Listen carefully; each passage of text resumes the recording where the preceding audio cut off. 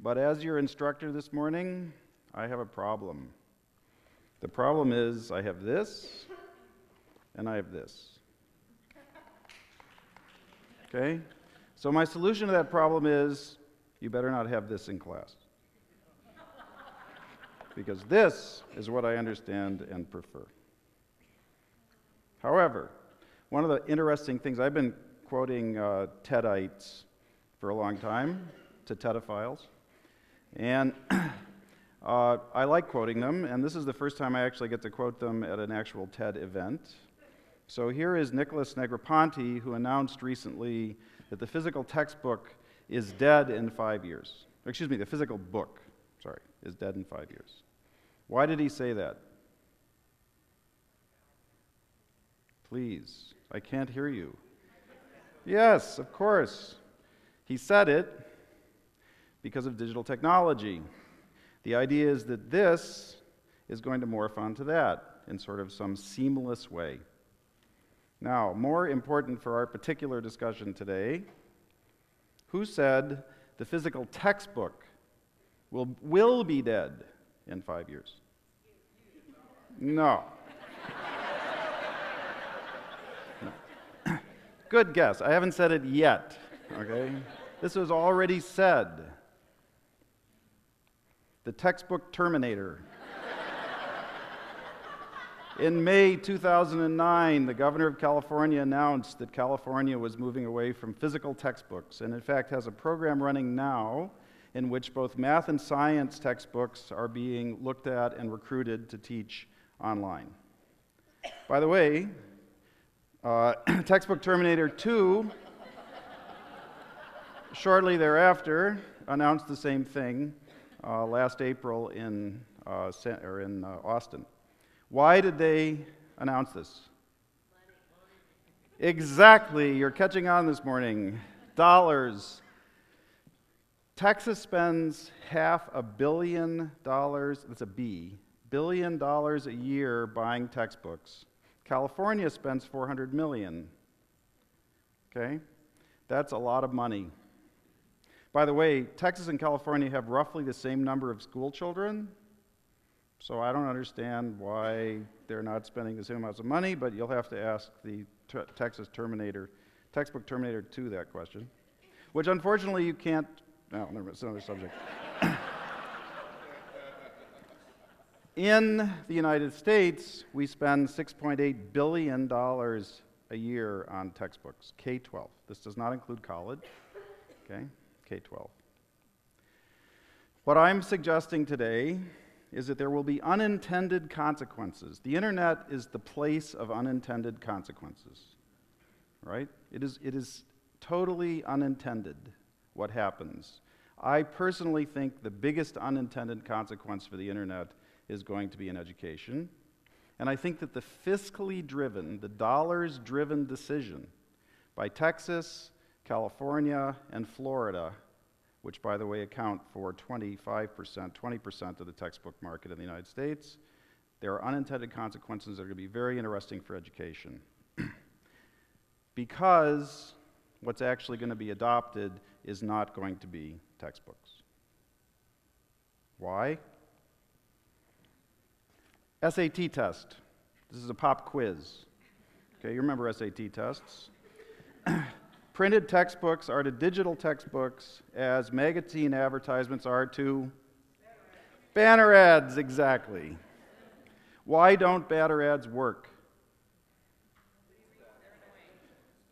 They don't work because you know they don't work. You can measure them. Do magazine ads work? Who knows? Banner ads, for sure they don't work. Current click-through rates, 0.2% and dropping. Okay? Textbooks, by the way, are not used in America's schools. In elementary school, they're not used. Okay? All schools buy them. No school requires teachers to use them. The reason, especially in elementary school, they're not usable. They just sit in the corner and beam guilt at teachers. There's science over here, you're not teaching science, okay? There's a fundamental mismatch, I would claim, between this, which is a very old technology, and this, which is a new technology.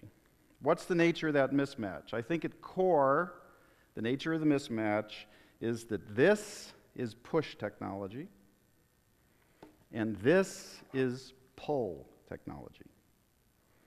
This is experts telling you what you should know. This is you figuring out which experts you trust. Okay? This is their idea. This is your and our idea. If this is part of the educational system, it becomes our idea.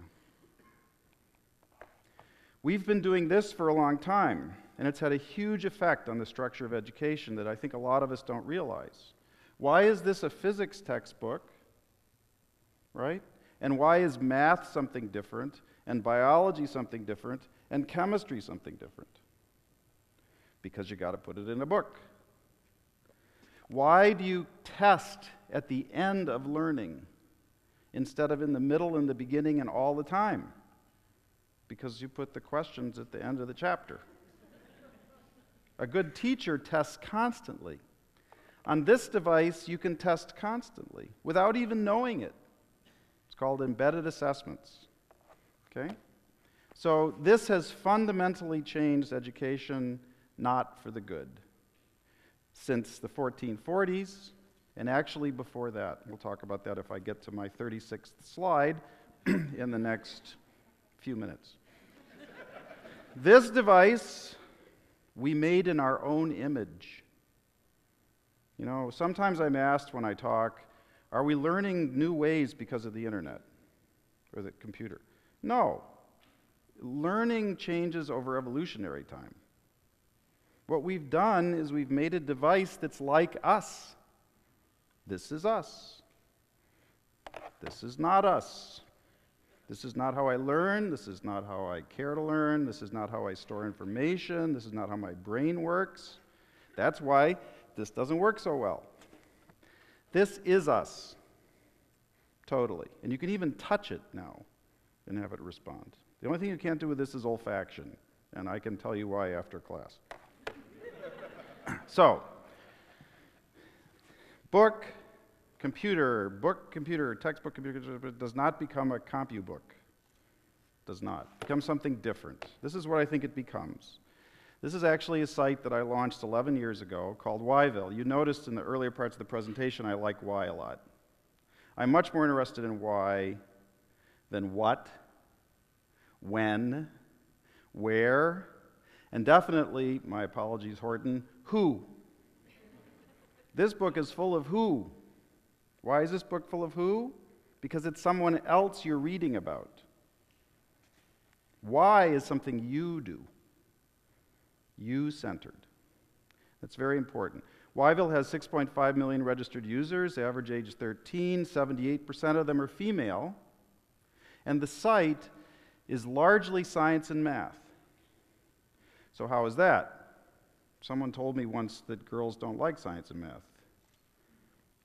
Apparently there are a bunch of million of them that do, for some reason. And we can talk about that after class. So here's a challenge. The textbook guys would say, but facts are important. By the way, textbooks were designed in circumstances when you did not have access to the information. Somebody else had to get the information, put it in a book in a way that they thought you would understand it. The internet is an information device. The information is there. Here's an example. It's a project been running for the last several years, funded by the MacArthur, funded by NSF, involving the major libraries, academic libraries in the country, biology libraries, called the Encyclopedia of Life. They are cataloging all living species. How do you connect this to 12-year-olds? Most 12-year-olds like dead species. Dinosaurs. They're not in this catalog. Okay? How do you get them to connect? Here, I mean, it's fascinating. Here's Mutinous cananus. Apparently, it suffered mutations as a result of yogurt.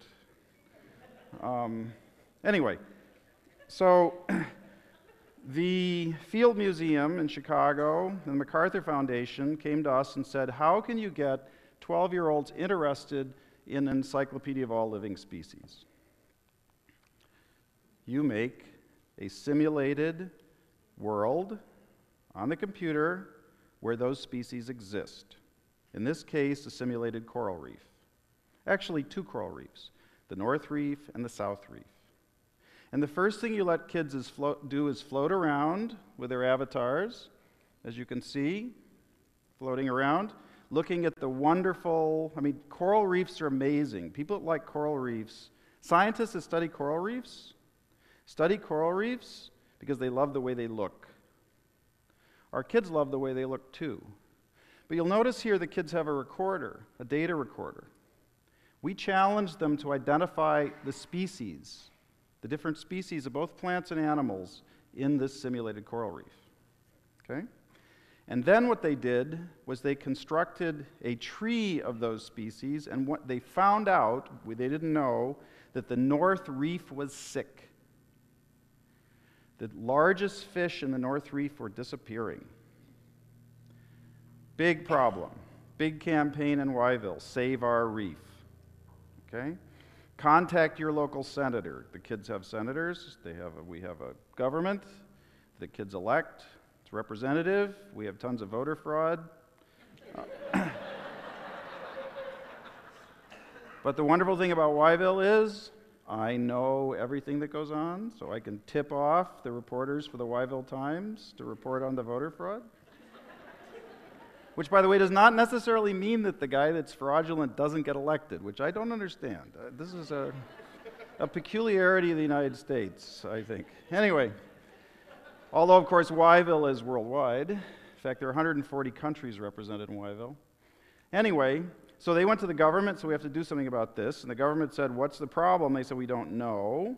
Fix it. And they said, no, you go find the problem. And the problem turns out there was a trawler that was overfishing the North Reef. So Whyville now has a zone of no fishing over the North Reef, coral reef, and they threw in the South Reef too, just in case the crawler went from there to Antarctica, or to the South Reef. Here are some stats. By the way, these are kids who otherwise are normally described as being lazy, uninterested in the world, whatever, by many.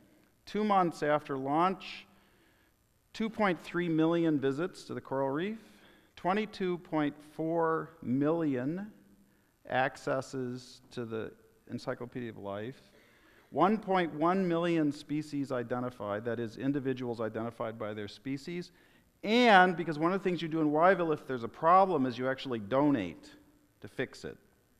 You donate clams, which is your virtual currency. After 2 months, we had 2.3 million clams donated to fix the problem. This is virtual philanthropy, self-organized. So there's something uninteresting you can make extremely interesting. An important point about this, there's a lot of interest now in the world in making serious games and educational games. Whyville is not storyboarded. Curriculum is storyboarded. The task for curriculum is, you are here, I want you to get to chapter 22. Many serious games are storyboarded. It's a match made in heaven. Video games are storyboarded. Someone has made up the algorithm for you to play their game, and a lot of what you're doing when you're playing their game is figuring out, sorry, I'm dating myself, where Mario has to hit his head on the bricks to save the princess.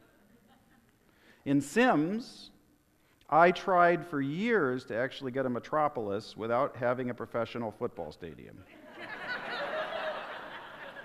It's not doable. The population rebels. And they give you little notes that you need a professional football stadium. No, I don't. We can make a metropolis without a professional football stadium. They had one in Athens, and then they say, no, the Olympics. They said, oh, well, all right. Okay.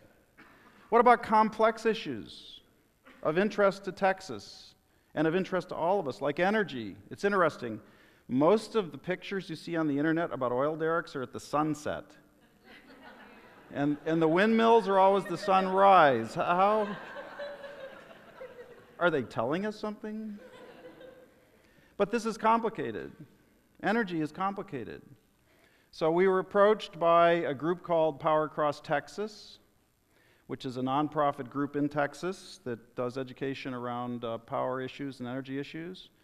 Through the Texas Workforce Commission, we were funded with a company in San Antonio called DaVinci Minds, which works with us to work in real schools, to have children in Whyville take over the power grid. You can actually make clams now by properly siting your air, thank you, windmill. By the way, I don't work at 9:30 in the morning, by the way. So you probably already figured that out, but it's true. So windmill or solar panels. Okay? However, we are an equal opportunity educational operation. Kids can also and do manage the Whyville power grid using a wide range of different sources. Okay? In fact, all the sources currently available. And they understand oh, by the way, if you don't do a good job, Whyville browns out. This is very encouraging for students. You don't want to be the person running the power plant when Whyville browns out. Believe me, this is social pressure networking. They manage it. This is careers, actually. This is the Texas Workforce Commission careers. They're doing these careers in Whyville. They're not pretending. They're running power plants. But what we're doing is what we call stealth STEM, or if you add the arts in deference to John, STEAM. How many of you actually know what a megawatt hour is? You pay for them every month. You mean you're paying for something you don't know what is? Kids in Whyville know what megawatt hours are. They also know percentages. It's complicated. Okay? They don't know they're doing STEM. But they're highly motivated to do STEM because of brownouts. So there's a direct relevance to careers. One of the things that textbooks did was it disrupted the path between careers and academia, right? Because I'm a professor, okay? I like this, and I don't want to hear about your career workforce things. I want kids to understand mechanics, Newtonian mechanics. And if it has some relevance to HVAC installers, that's great, but that's your problem. Let's let the community colleges do that. Right now, at this moment, about 3 miles from here, a bunch of middle school teachers are being trained by DaVinci Minds, to use Y-Power in the classroom, a curriculum that was designed around Whyville in the classroom. Finally, this is my apology to TED. We're supposed to talk about new ideas. It's very hard in education to talk about anything new. We've been around a long time. Here's my last quiz, and then the guy flashing the 1 minute. You don't have negatives. You got to have negatives. It's like -10. You keep flashing 1 all the time. I'm not -3. Good. All right. And pretty soon, Victor's going to come out, and Victor's mean. You watch. Anyway, who gave us the first warning about textbooks? Huh? Smart. This must be a liberal arts college. I asked that question at Caltech, they go, Negroponte. No. That's right. Actually, it wasn't Plato, it was Socrates through Plato. So, by the way, I pointed out those 2 politicians had their fingers in the air like this, right? And he does too, and this is when he's taking anyway. One can always hope. So, last -3 minutes we're at, right? 4 minutes now, okay? I got 1 more minute before Victor comes out and I'm in trouble. So there's actually a story relayed by Plato from Socrates about a conversation between the Egyptian god Thoth and the pharaoh Thamus, in which Thoth, who is the god responsible for written language in Egypt, has just told Thamus that by writing things down, it will tremendously improve education. And Thamus's response, famously, is this. Textbooks, my entry, my thing, are an aid not to memory but to reminiscence. And you give your disciples not truth, but only the semblance of truth. They will appear to be bearers of many things and will have learned nothing. They will appear to be omniscient and will generally know nothing. They will be tiresome company, in addition, having the show of wisdom without the reality. This was 2,000 years ago. Okay? We now have the technology to change that. We have to. We must. We have no choice. And it's going to happen anyway. Thank you.